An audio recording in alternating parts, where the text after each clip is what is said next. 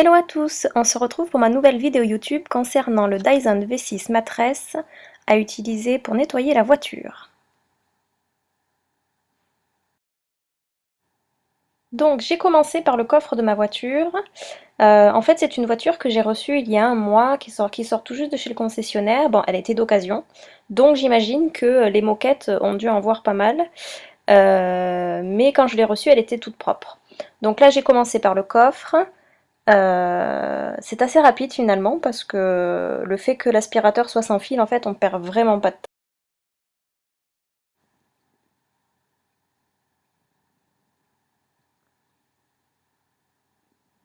Donc une fois que le coffre est terminé d'être aspiré, donc on remarque bien que, que finalement l'aspirateur continue de récupérer des mini-particules. Ensuite je suis passée à l'habitacle. Alors en fait on a des... Bon, là vous voyez les saletés du côté du siège auto d'Arthur. En fait, les sièges, c'est des sièges en velours ras et avec une partie également en simili-cuir. Donc je craignais un peu finalement ces sièges et il se trouve que finalement ils s'aspirent plutôt rapidement, facilement.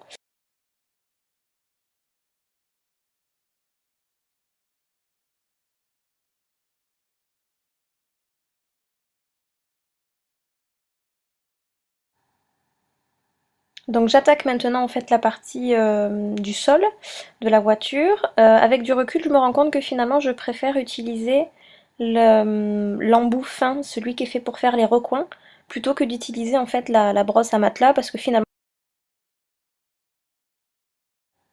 Donc j'ai fini par changer mon embout. Effectivement, je trouve que le résultat est beaucoup plus efficace avec le suceur long, en tout cas sur la moquette rase de ma voiture.